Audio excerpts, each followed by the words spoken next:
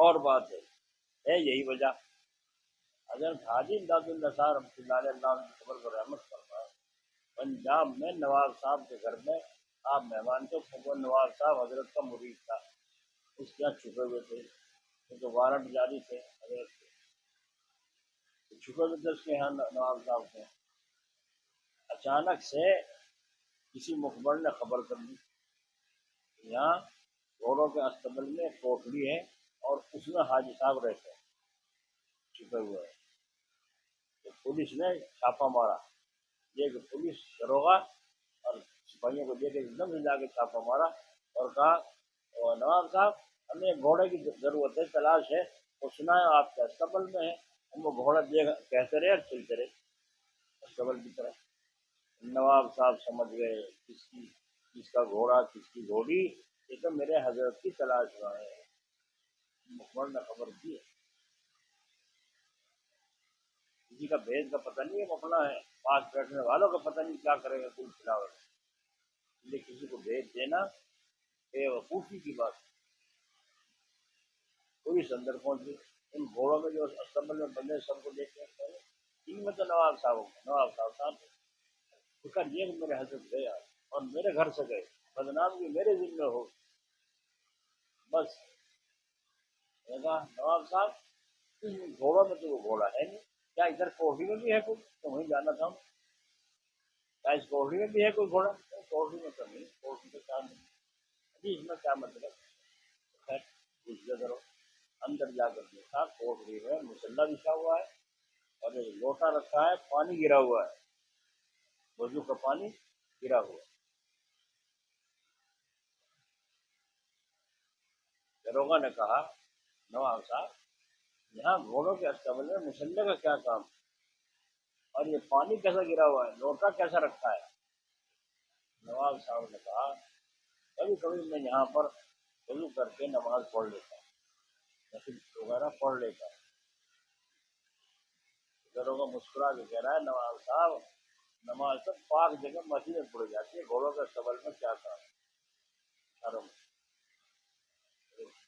چور ہاتھ میں آیا، جس مقصد میں ہم آئے تھے وہ ہاتھ نہیں آیا۔ خیر شکریہ اور احسان کا شکریہ ادا کر کے نواب صاحب کا داروغہ ناکام وہاں سے واپس گیا۔ اب نواب صاحب کو یہ فکر ہوا کہ یہ تو اللہ کا شکر ہے، اس کا احسان ہے کہ حضرت ہاتھ نہیں آئی، حضرت ہاتھ نہیں آئی تو اللہ کا شکر۔ لیکن پھر گئے کہاں؟ کیونکہ یہیں چھوڑ کے گیا تھا، کوٹری میں تھے، یہیں چھوڑ کے گیا تھا، مسلح بچھا ہوا ہے، پانی وضو کے لیے پانی گرا ہوا ہے، پھر حضرت گئے کہاں؟ یہ خیال کرے۔ جب دیکھا پولیس چلی گئی، اب نواب صاحب واپس کمرے میں آئے اور قبر میں اور کوٹری سوال کھولے، اندر دیکھا تو حضرت کسی طرح مسلح پر کھڑے ہوئے ہیں، مانو جس طرح پہلے کھڑے تھے، اور پولیس والوں کو دکھائی نہیں دی۔ تو آپ اندازہ لگائیے کہ توجہ کرنے کا اللہ ہی کا حکم ہے تو پھر وہ اس پر مجبور ہوتے ہیں اور اس پر توجہ ڈالتے ہیں، ورنہ توجہ ڈالتے ہیں اللہ والوں کو شرم آتی ہے۔ یہی وجہ ہے کہ انبیاء علیہ السلام اور حضور صلی اللہ علیہ وسلم نے ضرورت کے وقت دعائیں تو بہت کی ہیں، مگر یہ کہیں آیا نہیں ہے کہ آنکھیں بند کر کے اس کی طرف توجہ کی اور اپنا اثر ڈالا ہو۔ موسیٰ علیہ السلام کو اللہ نے فرمایا جاؤ فرعون کو جا کے دعوت دو، تو آپ کیا کریں؟ آپ نے فرمایا رب اشرح لی صدری، تو یہ دعا مانگی اللہ تعالیٰ، آپ مجھے بھیج دو ہے، میں جا رہا ہوں، مگر میری زبان کھول دیجیے، میرے دل سینے کو کھول دیجیے تاکہ وہ میری بات سمجھ سکے۔ موسیٰ علیہ السلام نے دعا مانگی، اللہ تعالیٰ نے فرمایا کہ تم جا تو رہے ہو مگر تھوڑا سا کچھ ساتھ لیتے بھی جاؤ، تماشا دکھانے کے لیے اس کو، تاکہ اس کا وہ تمہاری طرف سے رعب کھائے۔ فرمایا وہ کیا؟ کہ ہاتھ میں کیا ہے؟ داہنے ہاتھ میں کیا ہے؟ وما تلک بیمینک یا موسیٰ، داہنے ہاتھ میں کیا ہے؟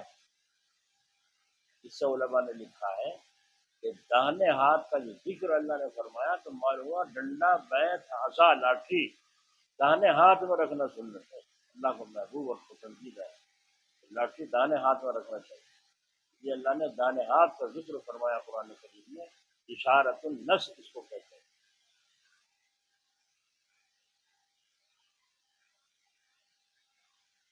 اللہ تعالیٰ سے کہا قال هي عصاي اتوکا علیها واعوذ بها على غنمی ولی فیها مآرب اخرى۔ حضرت موسیٰ علیہ السلام کو کہ اللہ سے یہ بات کرو، کہنے لگے جو میرا ڈنڈا ہے میں کبھی اس سے پھینک لگاتا ہوں، کبھی اس سے بکری کے پاس سے کتے جھاڑتا ہوں، اور پتہ نہیں کتنا کام میرے یہ آتا ہے یہ ڈنڈا بڑا کام کا ہے۔ یہ لمبی ساری گفتگو اللہ تعالیٰ نے یہ کہا تھا دائیں ہاتھ میں کیا ہے، جیسے ڈنڈا ہے بات ختم۔ اللہ تعالیٰ کو تو خود پتہ تھا ہاتھ میں کیا لینا، پوچھنے کی کیا ضرورت ہے، لیکن اللہ تعالیٰ یہ اللہ ہی ہے۔ اس کو ذکر اللہ نے قرآن میں بیان کروایا کہ اللہ تعالیٰ نے فرمایا اے موسیٰ اتنی خوب جو والا بھرا ڈنڈا تمہارے ہاتھ میں سے پھینک دو، اسے پھینک دو، زمین پر ڈال دو۔ اب اللہ کا حکم تھا ڈال دیا، ڈالتے اتنا خطرناک اجزاء بنا خدا کی پناہ، اوپر کا ہونٹ فرعون کے اوپر محل کی طرف اور نیچے کا ہونٹ زمین، اتنا خطرناک۔ موسیٰ علیہ السلام بھی دیکھ کے گھبرا گئے، کیا بلا ہے بھائی، حالانکہ پتہ ہے کہ میری لاٹھی کا سانپ بنا ہے۔ اور پھر اللہ تعالیٰ کیا فرما رہے ہیں، خذھا پکڑو، پکڑو اسے۔ موسیٰ علیہ السلام دیکھ کے گھبرا گئے، ہوش خراب ہو گئے، بس جو حکم تھا اللہ تعالیٰ کا کپڑا لے کے یوں پڑنے لگے، ہاتھ کو جو کہیں ایسا نہ ہو رگڑی دے، ہے نا، کبھی رگڑتے ہو۔ اب دھات وات کرنے لگے تو اللہ تعالیٰ نے دیکھ لیا میرا بندہ ڈر رہا ہے، اس سے اسی کی پکڑ نہیں، لاٹھی کا تو بنا ہے تیری لاٹھی کا، ڈر کیوں رہا ہے؟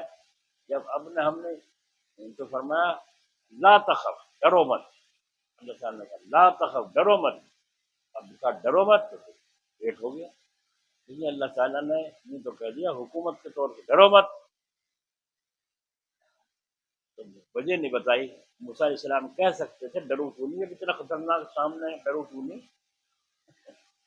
جو کہہ سکتے تھے، لیکن اللہ تعالیٰ نے کیا فرمایا سنعیدها سیرتها الاولی، جیسے پہلے تھا ہم ایسا ہی کر دیں گے، تمہارا ہاتھ لگتی۔ موسیٰ علیہ السلام نے ڈرتے ڈرتے لاٹھی کو جو ہاتھ لگا، ایک دو سے اٹھو دھک کے پڑے اور لاٹھی ہاتھ میں آ گئی، سانپ ختم۔ اوہو اب تو دل بڑھ گیا، دل شیر ہو گیا، اب جا رہا ہوں موسیٰ کے فرعون کے پاس، اب دیکھوں فرمایا ایک چیز اور لیتے جاؤ، فرمایا کیا، بغل میں ہاتھ دو، یوں کر کے اندر ہاتھ دیا بغل میں، نکالو، اتنی تیز روشنی ہوئی کہ سورج کی روشنی پھینک کے پڑ گئی۔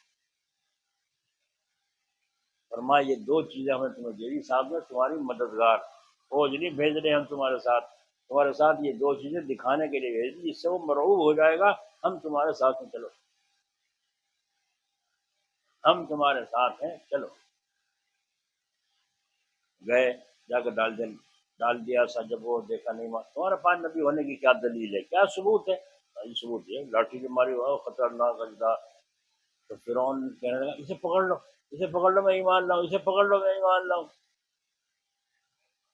موسیٰ علیہ السلام نے پکڑ لیا لاٹھی، آ گئی ہاتھ میں، تو فرمایا بول کیا رائے ہے، کہ مجھے مشورے کا موقع دے دو۔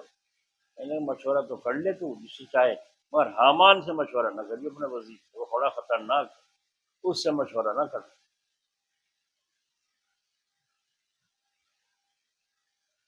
اللہ اکبر، وہ وزیر سے مشورہ کر لیا، وزیر نے کہا حضور ارے سوچو تو صحیح، لاٹھی کو نہیں اجزا بنا کریں، ارے یہ تو جادو ہے، جادوگر کو بلا اس کی چھکڑی چھڑا دیں گے، اس کے ہتھ کنڈے سارے جادوگر جانتے ہیں، ان سے خطرناک زیادہ بنا دیں گے، سانپ بنا کے کھڑے کر دیں گے، جادوگری ہے اور کچھ بھی نہیں۔ اور سوچو تو صحیح، اس کے جادو کے ڈر سے تم اب فرعون خدا کو اپنے کو خدا کہلواتے ہو، پھر تم بندگی دوسرے کی کرو گے، دوسرے کو خدا کہو گے، موسیٰ کے نبی موسیٰ کے خدا کو تم پوجو گے، کیا تو صحیح رہا وہ، اب تو خدا بنا بیٹھا تھا میں، اب بندہ بنوں، کیا تو صحیح رہا۔ بس موسیٰ علیہ السلام نے کہا کر لیا مشورہ، ہاں جی کر لیا، وہ تو جادوگری ہو، جادوگری دکھا رہے ہو، میں جادوگر کو بلا رہا ہوں تمہارے مقابلے، ان سے مقابلہ ہو۔ جادوگروں کو خبر بھیج دی، جادوگر تیار ہو گئے آنے کے لیے، مقابلے کے لیے ایک سے ایک بڑا جادوگر. جادوگروں نے یوں کہا اگر ہم جیت گئے تو کیا دو گے ہمیں؟ یہ بات سمجھنے کی ہے ذرا. جادوگروں نے کہا اگر ہم جیت گئے تو ہمیں کیا ملے گا؟ کوئی عہدہ ملے گا، کوئی کرسی ملے گی، مال ملے گا، تو کیا ملے گا ہمیں؟ تو فرعون نے کہا میں تمہیں اپنا مقرب بنا لوں گا، نہ تنخواہ نہ مال نہ عہدہ کچھ نہیں، میں تمہیں اپنا مقرب بنا لوں گا، میں تمہیں اپنا قریب کر لوں گا. دیکھا آپ نے؟ تو فرعون کے جو جادوگر تھے راضی ہو گئے. اس سے بڑا عہدہ کیا ہوگا بھائی؟ جو بادشاہ کا مقرب ہوگا وزیر بھی اس سے ڈرے گا. یہ بادشاہ کا مقرب ہے، تنخواہ اس کی کچھ نہیں ہوتی. تو حضرت تھانوی رحمۃ اللہ علیہ فرماتے ہیں کسی نے پوچھا تھا کہ حضرت درود شریف پڑھو تو اتنا بڑا ثواب، ایک دفعہ درود شریف پڑھو 10 گنا معاف، 10 نیکیاں ملیں گی، 10 درجے بلند ہوں گے اللہ تعالیٰ کی طرف سے، اتنا بڑا انعام. زیادہ پڑھے گا تو یہ فضیلت. اتنی فضیلت درود شریف کی ہیں، قرآن کی اتنی نہیں ہے. حالانکہ قرآن تو سب سے بڑی چیز ہے. قرآن کی تلاوت پر اتنے بڑے وعدے نہیں ہیں. وہاں تو یہ ہے 11 پر 10 نیکیاں ملیں گی پڑھنے والے کو، سننے والے کو. اور درود شریف ایک دفعہ پڑھو تو 40 انعام. تو درود شریف پر زیادہ انعامات ہیں، قرآن شریف پر نہیں ہے. اس کی کیا وجہ ہے؟ حضرت خان رحمۃ اللہ علیہ نے اور سارا جواب دیا. حضرت کے خلیفہ تھے شاہ عبد الغنی صاحب پھول پوری رحمۃ اللہ، انہوں نے فرمایا اگر میں حضرت کے سامنے اس بات کو کہہ دیتا حضرت بہت خوش ہوتے کہ قرآن کریم میں ہے لمن المقربین، کہ قرآن کریم کے پڑھنے والے اللہ کے مقرب بندے، اور درود شریف پڑھنے والے مزدور اور نوکر کی طرح سے ان کو تنخواہ ملتی ہے. مقرب کا درجہ بڑا ہے، مزدوروں کا درجہ بڑا نہیں ہے. تو قرآن کریم پڑھنے والے اللہ تعالیٰ کے مقربین میں شمار ہوتے ہیں. اور اس ثبوت میں پیش کی آیت قرآن کریم کی کہ فرعون نے کوئی انعام نہیں بولا، یوں کہا میں تمہیں اپنا مقرب بنا لوں. تو قرآن کریم پڑھنے والے، ان پڑھ آدمی قرآن کریم کو چومنے والے، سینے پر لگانے والے، سر پر آنکھوں پر لگانے والے، یہ اللہ تعالیٰ کے مقربین میں شامل ہوں گے انشاءاللہ.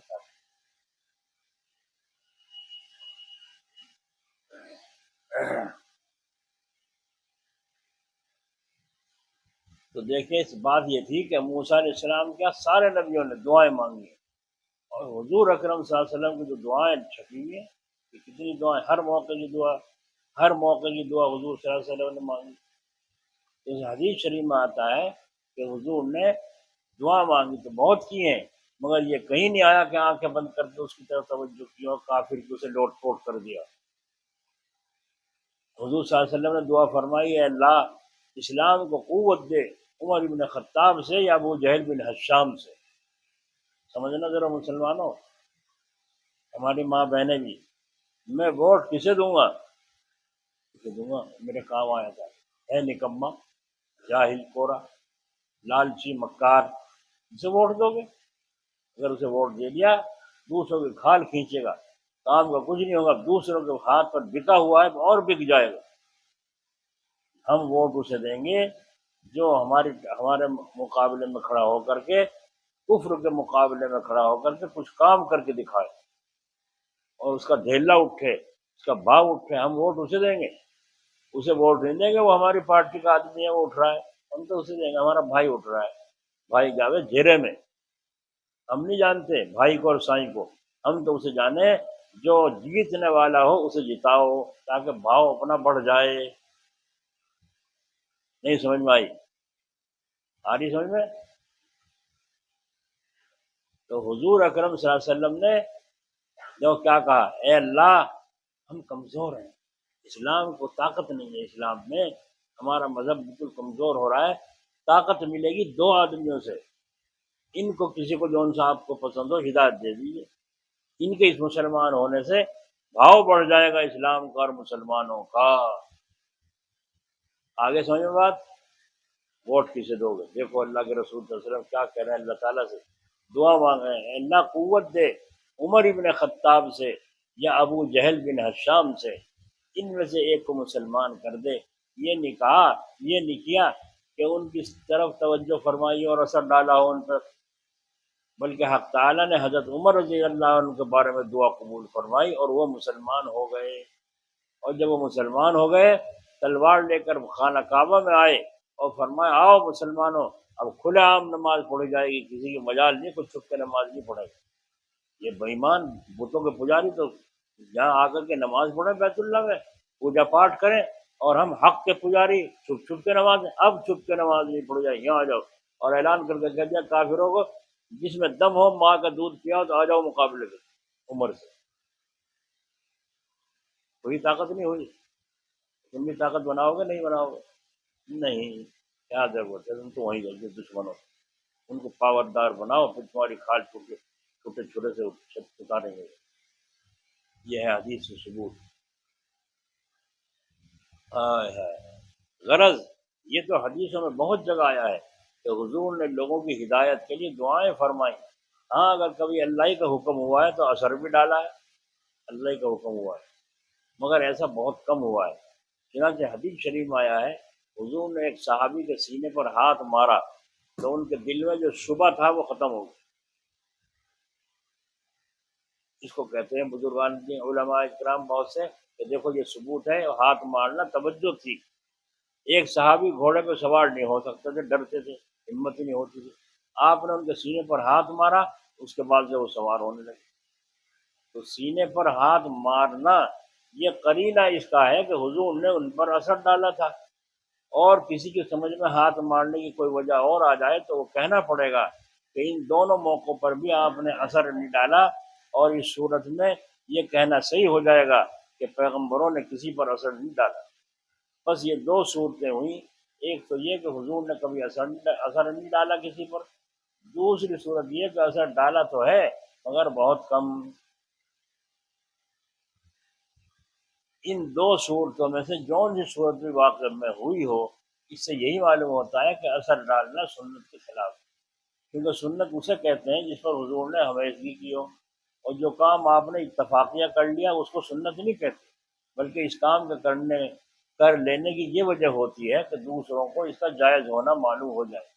جیسے آپ نے قبا پہنی، اس میں سونے کی گھنڈیاں لگائی، سونے کی گھنڈیاں بٹن، تو یہاں کوئی یہ نہیں کہہ سکتا کہ یہ سنت ہے سونے کی گھنڈیاں لگانا، کیونکہ یہ تو آپ نے دوسروں کو بتانے کے لیے کیا تھا۔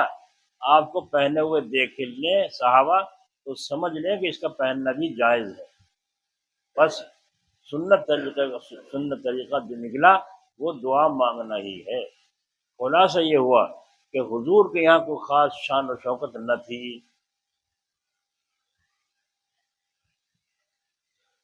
ایک بزرگ سے کسی نے کہا حضرت میں جا رہا ہوں، آپ تو کافی دن سے یہاں رہتے تھے، کیوں جا رہے ہو؟ آپ کو تمہیں کمال والا سن کے آیا تھا، یہاں تو کچھ بھی سودا نہ دکھا۔ اچھا، کچھ سودا نہیں دکھا کہ نہیں؟ آپ کے پلے تو کچھ بھی نہیں، کچھ یہی بتائیں گے نماز پڑھو گے، اللہ کا ذکر کرو گے، تصویر پڑھو، یہی بتاؤ جاؤ، اور کچھ بھی؟ اور کیا نبیوں نے اور کچھ بتایا؟ ان بزرگوں نے فرمایا اچھا تمہارے پہ جو وظیفے بتاتے ہیں یہ نہیں پڑھے جاتے؟ سننا جی، ان تو چکی پسواؤ، یہ کرو وہ کرو، یہ کرو وہ کرو، اور کچھ اپنے پاس میں تو دو جو تمہارے پلے سودا ہو۔ معلوم ہوا کہ تمہارے پلے کچھ بھی سودا نہیں، تم تو کوری ہو۔ ان بزرگوں نے فرمایا کہ ٹھہرو، صبح کو بلایا، فرمایا گھڑے میں پانی لاؤ، گھڑے میں پانی منگوا کے دروازے میں بٹھا دیا مسجد کے، اور فرمایا جو بھی یہاں گلی تھی راستہ، جو بھی آدمی یہاں کو گزرے یہ جو بھرا پانی چھینٹا مار دیا۔ اب وہ بیٹھ گیا وہاں، جو بھی وہاں گلی میں گزرے اوپر سے ہی چھینٹا مار دے، جس کے اوپر بھی چھینٹے پڑے وہی لا الہ الا اللہ، لا الہ الا اللہ پڑھتا ہوا۔ بھنگی کے اوپر پانی کی چھینٹے پڑی، وہ پڑھنے لگا، اور کسی اور کے غیر مسلم کا دماغ اوپر چھینٹے وہ بھی کر، ہندو مسلمان جو بھی گزرتا جس کے اوپر چھینٹے پڑتی وہی کلمہ پڑھتا ہوا۔ جب سارا گڑا ختم ہو گیا، آیا لے آئے بھائی کر جائے کام ہے، یہاں کیا دیکھا؟ فرمایا حضرت کمال ہو گئے، جس سے پانی کی چھینٹیں پڑتی تھی وہی کلمہ لا الہ الا اللہ پڑھتا تھا، ہندو ہو یا مسلمان ہو، بنگی ہو یا چمارو کوئی ہے۔ فرمایا دیکھ لیا تو نے ہمارا پلے کچھ ہے کہ نہیں؟ دیکھ لیا ہمارا پلے کچھ ہے کہ نہیں؟ دیکھ لیا؟ ہاں یہ سر دیکھ لیا، اور تیرے سے چکی پچھواؤں گا، تجھے نہیں دینے لگا مفت سفر، تجھے چکی پیسنی پڑے گی جب تجھے حاصل ہوگا، کیونکہ فری فنڈ کی کوئی نعمت مل جائے لوگ قدر نہیں کرتے، اور جو اپنی محنت سے حاصل ہوتا ہے آدمی اس کی بہت قدر کرتا ہے۔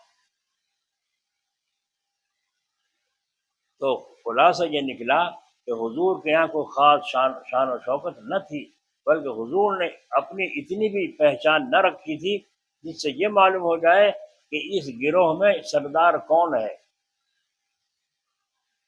سردار کون ہے، اتنی پہچان نہیں رکھی تھی۔ یہاں مجلس ہوتی تھی پہلے جامع مسجد میں، وہاں بیٹھتے تھے نیچے، یہاں مدرسے میں ہونے لگی ایک طرف عورتیں ایک طرف مرد بیٹھے، وہاں برآمدے میں نیچے ہوتی تھی مجلس، وہاں بیٹھتا تھا میں نیچے۔ وہ بیچارہ آیا تھا کل یہیں رات تھا، رات کو صبح گیا ہے، لڑکا نو مسلم ہے، تو وہ اس کے یہاں یہ کام ہوتا ہے لکڑی کا، تو یہ ایسی بیٹھنے کی بنا کے لایا اور لا کے وہاں بچھا دی۔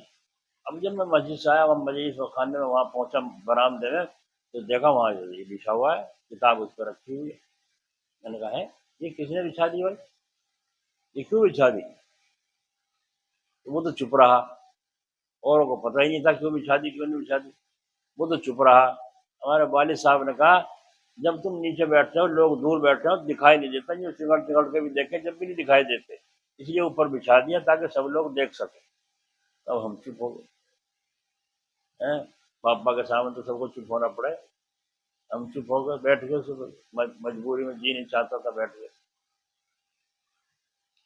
تو فرماتے ہیں حضور صلی اللہ علیہ وسلم نے تو اتنی بھی پہچان نہ رکھی تھی جس سے معلوم ہو جائے کہ اس جماعت میں سردار کون ہے، چنانچہ اگر کوئی آتا تو پوچھتا تھا من محمد فیکم، تم میں محمد صلی اللہ علیہ وسلم کون سے ہیں، کیونکہ وہاں نہ گاؤ تکیہ تھا نہ مسند تھی، یہاں تک کہ جب چلتے تھے حضور تو اس کے لیے بھی کوئی خاص وضع مقرر نہیں فرمائی تھی کہ آگے ہی چلتے ہوں سب مریدین صحابہ پیچھے چلتے ہوں، نہیں۔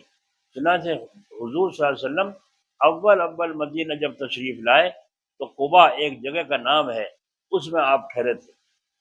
مدینہ طیبہ کے بہت ہی کم لوگ آپ کو پہچانتے تھے حضور صلی اللہ علیہ وسلم کو، لیکن بغیر دیکھے ہی حضور کے عاشق تھے۔ تم نے دیکھا حضور کو؟ وہ دیکھا کسی نے؟ نہیں دیکھا۔ سب کے سب کچھ دل میں محبت رسول ہے کہ نہیں؟ تو صحابہ کے دل میں کتنا عشق تھا،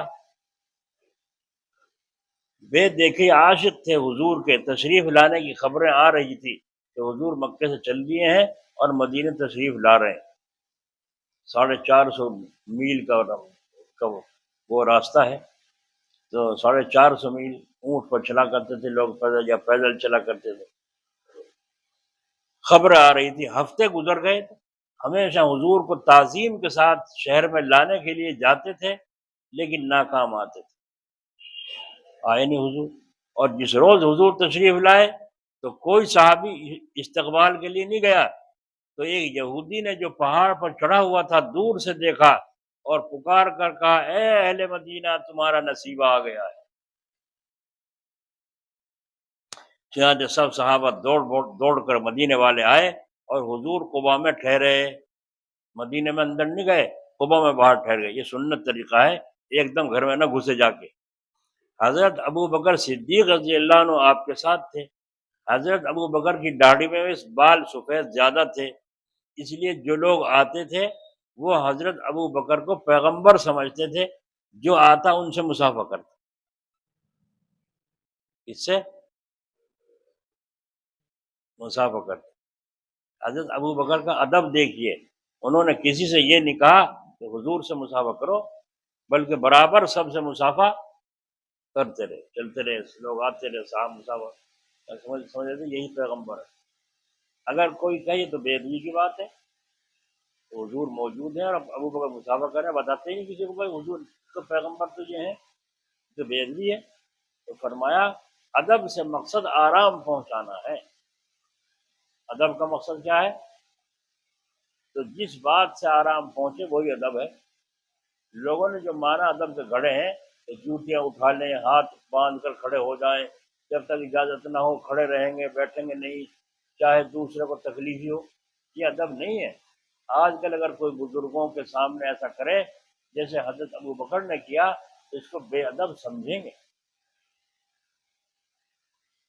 ایک آدمی مسجد میں دیوبند کے عالم تھے، بزرگ تشریف لے گئے ایک جگہ، تو ایک آدمی دیکھتے کہ عالم ہیں، وہی بزرگ ہیں، ادب کی وجہ سے وہ جوتے ڈھونڈ رہا تھا، حضرت کے جوتے کون سے ہیں؟ جوتے سادے تھے، جوتے حضرت کے دیکھ، حضرت نے جا کے جوتے اٹھائے اور چل دیے، نکال کے وہاں پہن کے سہن سے نیچے۔ تو وہ آدمی دوڑا ہوا آیا، حضرت کے ہاتھ سے جوتے لینے لگا، حضرت نے کہا نہیں نہیں، رہنے دو رہنے دو۔ تو اس نے کیا کیا، ایک ہاتھ سے تو دانا ہاتھ پکڑا اور ایک ہاتھ سے جوتے خود سے، خود سے جھٹکا مار کے چھیننے، جب وہ جوتے چھیننے حضرت نے دے دیا، وہ جھٹکے مار رہا ہے، جا کے جوتے رکھے، اتنی دیر تک دھوم میں پیر جلتے رہے۔ اس کا ادب دیکھے، بڑا خوش ہوا ہوگا، میں نے بڑا ادب کیا، حضرت کے ہاتھ سے جوتے چھین لیے اور جا کے وہاں رکھ دیے، اتنا خوش ہوا ہوگا۔ یہ ادب ہے۔ اب میں بیان کرتا ہوں حضرت ابو بکر کا کام ادب سے ادب ہے۔ بات یہ ہے کہ آپ حضور صلی اللہ علیہ وسلم تھکے ماندے تشریف لائے، مکہ سے اتنا لمبا سفر کر کے حضور تھکے ماندے تشریف لائے تھے۔ اگر تمام مجمع سے آپ مسافر کرتے اور علیحدہ علیحدہ سب کا حال پوچھتے تو آپ صلی اللہ علیہ وسلم کو ضرور تکلیف ہوتی، اور آپ کی ایسی مبارک ذات ہے جس کی راحت اور آرام کے لیے حضرت ابو بکر نے سانپ سے کٹوا لیا تھا۔ سانپ کو اس سے پہلے بھی سنا ہوگا، نہ تو سنا دو دوبارہ۔ ایک آدمی عیسیٰ علیہ السلام کا امتی، جب حضرت عیسیٰ علیہ السلام زیادہ امت کے حضور کی، نبی آخر الزماں کی خوبیاں بیان فرمائیں اور آپ کی امت کی خوبیاں بیان فرمائیں، تو وہ امتی کی گدگدیاں اٹھ رہی، کہنے اجی میں تو ان کی امت میں ہوں، ان کی امت تو ان کی تو امت طے ہے، تم تو میری امت میں ہو۔ کہا حضرت کوئی ترکیب ہو، کوئی دعا فرما دے، کم از کم میں اللہ کے نبی آخر الزماں کی زیارت تو کر لوں۔ امتی آپ کا صحیح، ان کا امتی نہیں بن سکتا، تو کم از کم زیارت تو حضور کی کر لوں۔ اتنا تو آپ کچھ کر رہے میں اللہ تعالیٰ سے دعا مانگی حضرت عیسیٰ علیہ السلام نے، اللہ تعالیٰ نے بتلا دیا اس انسانی شکل میں تو تم نہیں دیکھ سکتے، البتہ تمہیں سانپ بنا دیا جائے تو لمبی عمر ہو جائے گی، اور جہاں وہ آئیں گے حضور صلی اللہ علیہ وسلم اس غار میں تمہیں پتہ بتا دیں، وہاں جا کے بیٹھ جانا، جب حضور آئیں گے زیارت کر لیں۔ تو جب یہ اللہ نے اس کو سانپ بنا دیا حضرت عیسیٰ علیہ السلام کی دعا سے، اور یہ سانپ وہاں جا کے کوہ ہرا، وہ غار سور کے پاس جا کے پہاڑی پہ بیٹھ گیا، اور اس غار کے چاروں طرف سے اس نے راستے بنا بنا کے کھول کے دانتوں سے سوراخ کر لیے کہ حضور اندر تشریف لائے، میں جلدی سے جا کے حضور کی زیارت کروں کہ ایسا نہ ہو میری موت آ جائے اور محروم ہو جاؤں، مجھے ادھر کو ادھر کو جانے میں دقت ہوگی۔ یہ جگہ جگہ سوراخ کر کے اور اپنا راستہ بنا کے اندر چھپ کے بیٹھ گئے۔ اب وہ وقت آیا کہ حضور صلی اللہ علیہ وسلم کو مکے سے کافروں نے ستایا، ابو بکر کو لے کر حضور صلی اللہ علیہ وسلم چلے اور غار سور کے اندر جا کے چھپے۔ تو ابو بکر جب اندر پہنچے تو فرمایا حضرت ابھی ٹھہر جاؤ، میں ابھی اندر آواز دیتا ہوں۔ اندر جا کر آپ نے سب سوراخ بند کر دیے، جتنے سوراخ کھلے ہوئے تھے، کپڑے پھاڑ پھاڑ کے سوراخوں بھر دیے، سب بند کر دیے، ایک سوراخ رہ گیا، نہ کوئی ڈھیلا ہے نہ کپڑا ہے، اب بند کیسے کروں؟ تو ابو بکر صدیق نے اس میں ایڈی لگا لی، اپنا پنجہ پیر لگا لیا اور پیر لگا کے فرمایا یا رسول اللہ صلی اللہ علیہ وسلم تشریف لائیے۔ اب حضور غار کے اندر تشریف لے گئے، تھکے ہوئے صحیح، جا کے ران پہ سر رکھ کے ابو بکر کی سو گئے۔ اتنے مبارک تھے صحابی جن کے ران پہ حضور کا سر ہے اور سو رہے ہیں، اور سرکار دو عالم امام الانبیاء، سبحان اللہ۔ اب سانپ بے چین ہے، کبھی سجا وہ بند، سجا وہ بند، سب سوراخ بند، ایک سوراخ میں پیر لگا ہوا تھا، وہ یہاں سے کام چلے، وہ ہٹا پیر نہیں ہٹاتے، ڈنک مارا پھر ڈنک مارا پھر ڈنک مارا، زخم دیتا رہا، زہر چڑھتا رہا، یہاں تک کہ ابو بکر پر کپ کپی طاری ہو گئی اور زہر کے اثرات نے آنکھوں سے پانی ڈالنا شروع کر دیا۔ آنسو جب حضور پر پڑا، فرمایا ہے ابو بکر کیا بات ہے، ان کو خطرہ ہو گیا، کیا بات ہے؟ فرمایا نہیں حضرت خطرہ تو کچھ نہیں، کوئی موذی ہے میرے پیر کو تکلیف پہنچا رہا ہے۔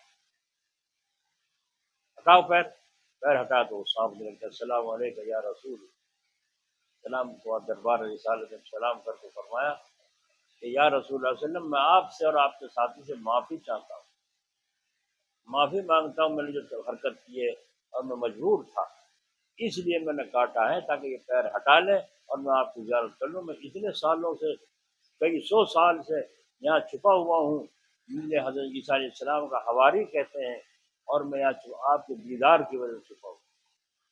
تو حضور صلی اللہ علیہ وسلم نے اس سانپ کو تسلی دی اور دو لعاب تھوک نکال کر آپ نے اس کے اوپر لگا دیا جہاں وہ کاٹ رہا تھا، لگاتے ہی سارا زہر ختم ہو گیا۔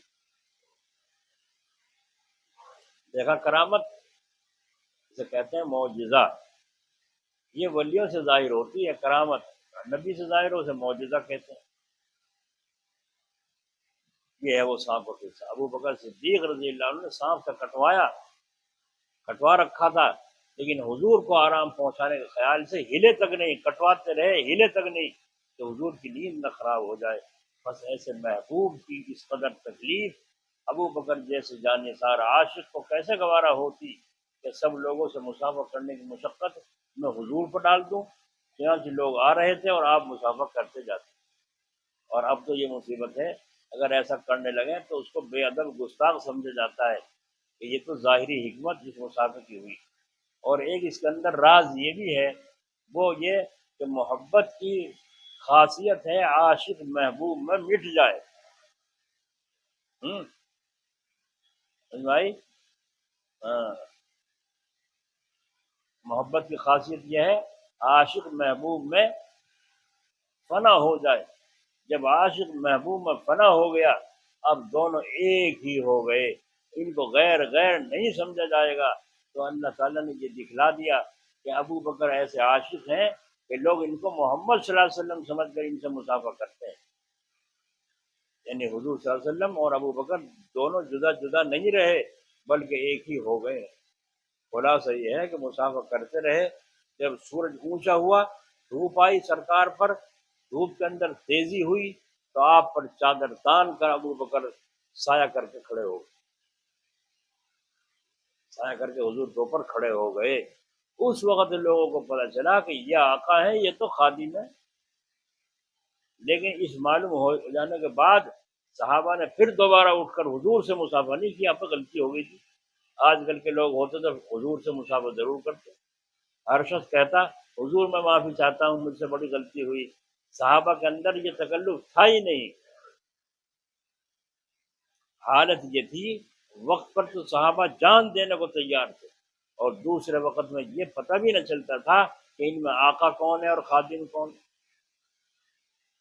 یہاں ایک بات اور معلوم ہوئی، مشہور ہے کہ حضور صلی اللہ علیہ وسلم کا سایہ نہ تھا۔ وجہ اس کی یہ بیان کی جاتی ہے کہ حضور کے سر پر ہر وقت بادل سایہ کر کیے رہتا تھا۔ اس قصے سے معلوم ہوا کہ بادل کا سایہ ہمیشہ نہیں رہتا تھا، لیکن ہم حضور کے سایہ نہ ہونے کا انکار بھی نہیں کرتے، شاید ایسا بھی کبھی ہوا ہو، مگر ہم نے اس بارے میں کوئی حدیث نہیں دیکھی۔ مواہب لدنیہ ایک بڑی کتاب ہے، اس نے بھی اس کے بارے میں کوئی حدیث نہیں لکھی جی، جو یہ واقعہ ہے ابو بکر کو سایہ کر کے کھڑا ہونا پڑا۔ بہرحال مقصد اس قصے سے یہ تھا کہ حضور صلی اللہ علیہ وسلم کے اندر کوئی خاص شان و شوکت نہ تھی، اور جو بزرگ ہوتے ہیں ان کی بھی یہی حالت ہوتی۔ غرض ہے کہ آپ نے حضرت عیسیٰ علیہ السلام کا قصہ سن لیا کہ آپ نے کس قدر احتیاط فرمائی کہ چور کی قسم کھا لینے سے اپنی آنکھوں کی غلطی سمجھی، اور عیسائیت پر کیسا عمل کیا۔ ہم لوگوں کی حالت یہ ہے، ذرا سے شبہ میں چور کہہ دیتے ہیں، ذرا سے شبہ میں چور کہہ دیتے ہیں۔ صرف شبہ پر کسی کو چور کہہ دینا نہایت برا ہے۔ اس پر ایک مضمون یاد آ گیا، بعض لوگ چور کا معلوم کرنے کے واسطے ایک عمل لوٹا گھمانے کا کیا کرتے ہیں، نام لکھ لکھ کے لوٹے میں ڈالتے ہیں اور یاسین شریف پڑھتے ہیں، جس کے نام پہ لوٹا گھوم جائے اس کو یقیناً چور سمجھتے ہیں۔ انہیں یہ شبہ تک نہیں ہوتا کہ اس عمل سے غلط نام بھی نکل آیا ہوگا، کہتے ہیں یہ قرآن کا عمل ہے یاسین شریف کا، اس میں کیسے غلطی ہو سکتی ہے۔ یاد رکھو، عمل سے نام نکل آنے پر کسی کو چور سمجھنا حرام ہے۔ آئی سمجھ میں؟ کچھ چلے گئے تو پیچھے پیچھے پڑ گئے ہیں۔ یاد رکھو عمل سے نام نکل آنے پر کسی کو چور سمجھنا حرام ہے، شریعت کا مسئلہ ہے۔ اگر خود دیکھ لے یا دو معتبر آدمی گواہی دیں اس وقت تو کسی کو چور سمجھا جا سکتا ہے، ورنہ اپنے دیکھے ہوئے اور بغیر دو معتبر آدمیوں کی گواہی کے کسی کو چور سمجھنا حرام ہے۔ اور جو یہ کہتے ہیں قرآن کا عمل غلط نہیں ہو سکتا، یہ ان کی غلطی ہے، کیونکہ اگر کوئی آدمی ایک بڑا سا قرآن لے کر کسی کے سر میں مارے اور وہ زخمی ہو جائے تو کیا کوئی کہہ سکتا ہے کہ یہ عمل جائز ہے؟ کیونکہ یہ بھی قرآن کے ذریعے سے کیا ہے نا، قرآن تو مہاراج کے سر میں تو چوٹ لگ گئی، سر پھوڑ دیا، قرآن سے چوٹ لگ گئی، تو اگر قرآن سے چوٹ لگ گئی تو قرآن سے نقصان بھی تو ہو سکتا ہے۔ یہاں تیلیوں میں ایسا ہوا ہوا، ہم چپ رہے، خاموش رہے، جہاں سے کسی کا کان گرا ہوا ہے فوراً وہاں خورجے، جہاں سے کسی کا کچھ ہو خورجے، کیا ہے وہاں اگر پوچھا دے۔ اس زمانے میں 1200 روپے لیا کرتا تھا پوچھا دیتا تھا، جو انہیں پوچھا دے دیا وہ پورا ہو جاتا تھا۔ بس سب کا ایمان ایسا پکا ہو گیا، کوئی سے نہ اللہ پہ نہ رسول پہ نہ مولوی تو کسی کھیت پہ، مولی ہے ہی نہیں، پکا یقین۔ اور پردھان محمود کا لڑکا بھاگ گیا گھر سے، پریشان تھے، چلو ایک دم کر کے گاڑی وہاں پہنچے خود، جو اس کی فیس تھی وہ دی، اس نے بتا دیا جو گنگا کے کنارے جہاں نہانے کا استھان ہے، جگہ ہے، وہاں ہرن کی پیڑی پر کھڑا ہے۔ انہوں نے آدمی بھیجے، وہاں تلاش کیا، وہاں کہیں نہیں، انہوں نے فون کیا، یہاں تو کہیں نہیں دکھائی دیا، نہ کہیں پایا، وہ آس پاس بھی کہیں نہیں گیا۔ انہوں نے اب ایک جگہ تھوڑی کھڑا بندھا ہوا وہ تو چلتا دھنے کہیں اور چلا گیا ہوگا، تو دیکھ کے بتا آپ کہاں ہے؟ انہوں نے کہا تو دلی ہے، کبھی کہیں بتا دے کبھی کہیں بتا دے، چکر دے کر کے تھک تھکا کے مجبور ہو کے گھر آ کے بیٹھ، گھر آ کے بیٹھ گئے۔ کچھ دن کے بعد وہ پتہ چلا پنجاب میں اس کا ماموں یا کون رہتا، وہاں اس کے پاس پہنچ گیا تھا یہاں سے سیدھا، اور وہاں سے ملا، اس سے پوچھا تو وہاں گیا تھا گنگا کا؟ کہ میں تو نہیں گیا۔ دلی گیا تھا؟ کہ نا میں تو دلی بھی نہیں گیا، میں تو سیدھا وہاں پہنچا ماما۔ دیکھو ہو گیا، جھوٹا نہیں ہو گیا؟ جب سارے تیلی ٹھنڈے بیٹھتے، خرجہ جامع خرجہ جامع خرجہ، یہ حال ان کا ہوگا۔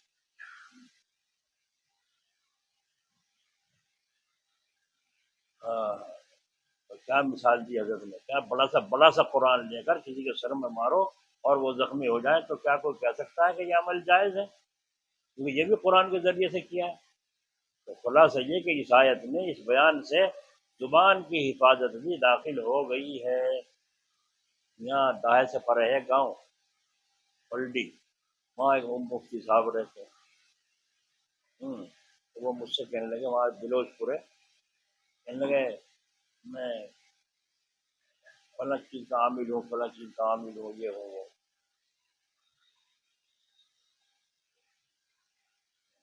شہر کا علاج گارنٹی سے کرتا ہوں، جنات تو پاس آ ہی نہیں سکتا میرے تعویذ کے بعد، 50 سال تک پاس نہیں آ سکتا۔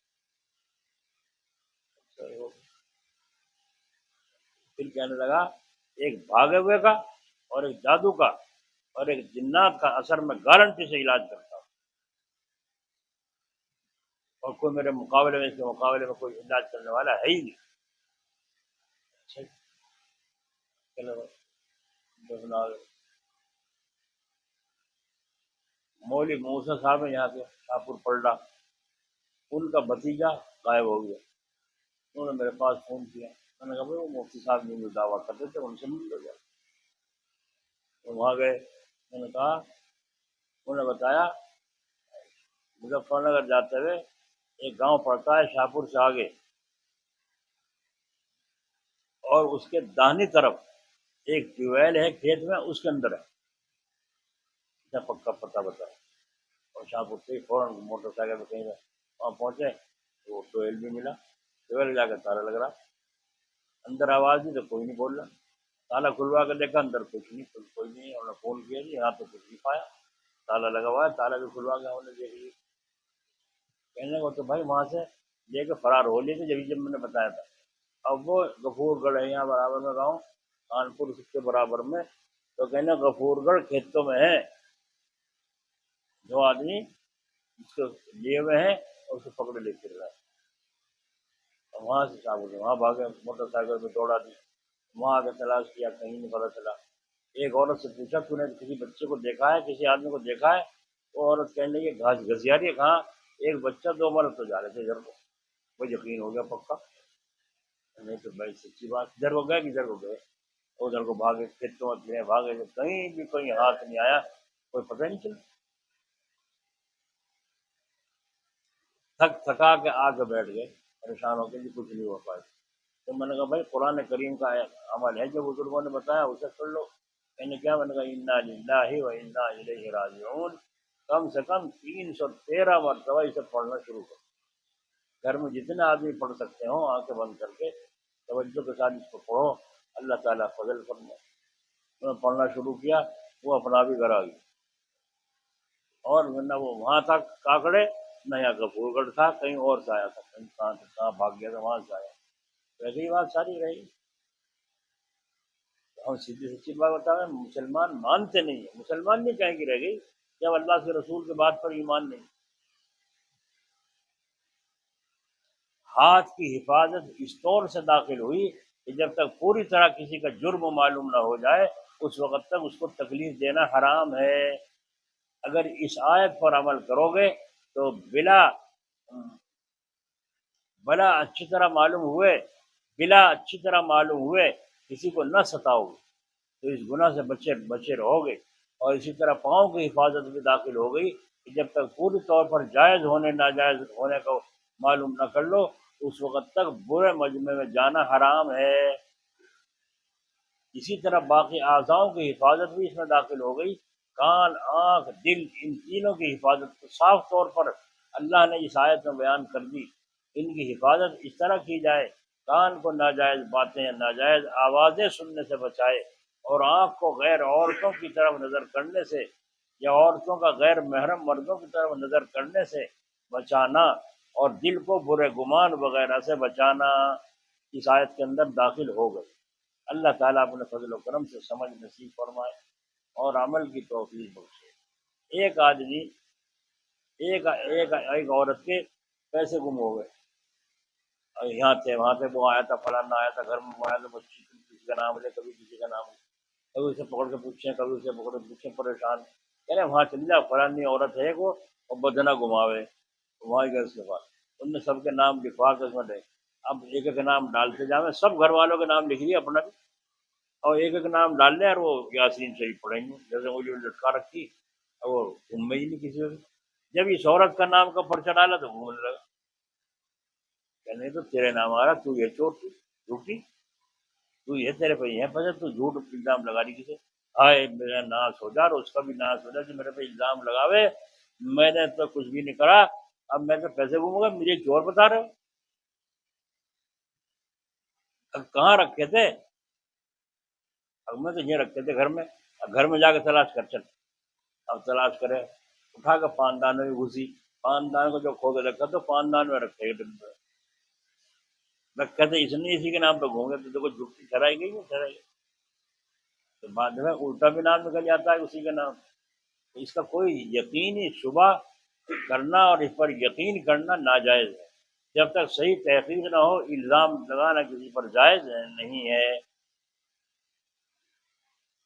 یہاں تک کہ بعضی عورتیں دیکھ تو وہ فلانا مرض اس کے گھر آوے تھا، یہ بچے اسی کی صورت میں ہیں، دیکھ یہ پیدا ہوا، کیسے گارنٹی سے کری جانے اس کے پاس کھڑی تھی دیکھ رہی.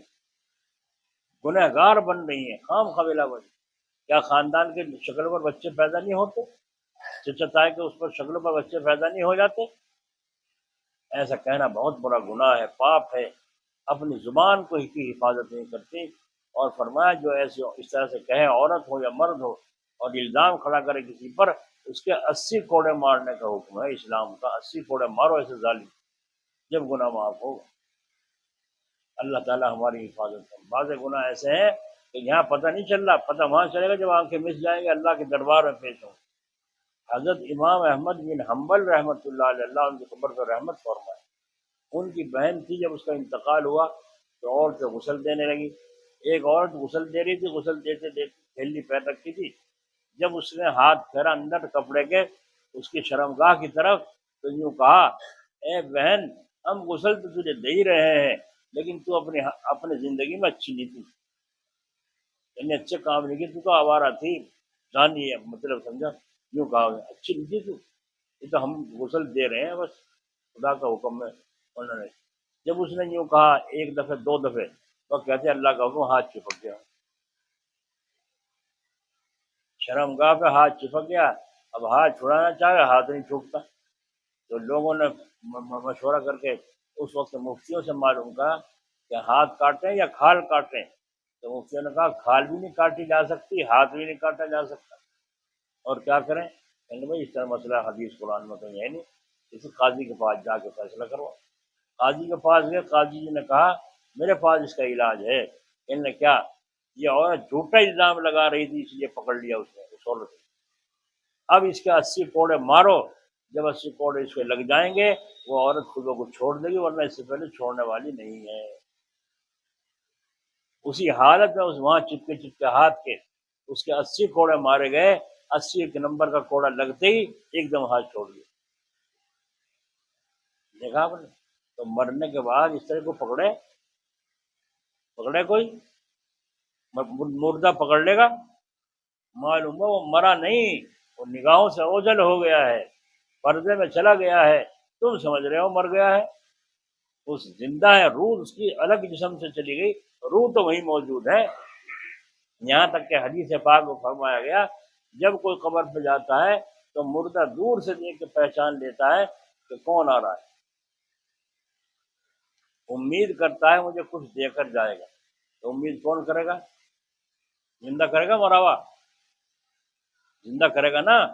تو اللہ والوں کی زندگی بھی عجیب ہوتی ہے، ان کی موت بھی عجیب ہوتی ہے، ہمیں ہوش چاہیے، کرنا چاہیے، اور اسی طریقے سے اللہ تعالیٰ کا ذکر کرنا، دعاؤں کا مانگنا، یہ ہماری ذمہ داری ہے۔ نبیوں نے صاحب دعا مانگی ہے۔ ایک بات اور یاد رکھو کہ تم وظیفے پڑھتے ہو، دعائیں مانگتے ہو، یہ بیکار نہیں جاتی۔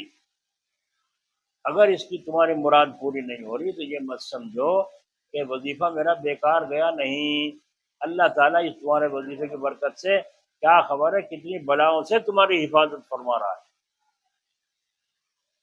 تو پتہ نہیں چلتا کہ وہ دعا کی برکت تھی جس کی وجہ سے ایکسیڈنٹ سے تیرا بچہ بچ کے آیا، وہ ایکسیڈنٹ اور اس کی بیماری جو گھر میں آئی تھی وہ اس دعاؤں کے وظیفوں کے پڑھنے کی برکت تھی، جو وہاں جگہ جا کے ڈاکٹر کے دکھانے سے، دوا کھانے سے ٹھیک ہو گئی، ورنہ بڑا خطرناک مرض جو تیری گھر والوں کو چپٹنے والا تھا۔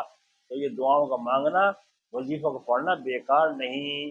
ہمیں اتنے دن ہو گئے استغفار پڑھتے ہوئے، لاہور پڑھتے ہوئے، یاسین شریف پڑھتے ہوئے، کچھ بھی نہیں ہوا، کچھ بھی میں کیا چاہے، بس جو میں چاہوں 56 کروڑ کی چوتھائی مل جائے، وہ ملی نہیں، تو تیری چاہے پوری ہوگی تو خدا ہے بندہ ہے، جب بندہ ہے تو بندگی کر، جس حال میں وہ رکھے اس حال میں راضی رہ، اپنی نہ چلا، ہو سکتا ہے کہ تیرے واسطے بوال بن جائے، اس لیے اس عمل کو بیکار نہ سمجھو، برابر لگے رہو۔ اللہ سے مانگنے والے محروم نہیں رہتے، چاہے وہی چیز دے، چاہے اس کے بدلے دوسری دے، چاہے اس کے بدلے آخرت میں جمع فرما دے، جب تم اپنے گھر جاؤ گے جب اس کا انعام تمہیں دیا جائے۔ نفع ہوا نقصان ہوا پڑھنے سے؟ پڑھنا کبھی نہیں چھوڑنا چاہیے۔ اللہ تعالیٰ توفیق عطا فرمائے۔ چلو شروع کرو۔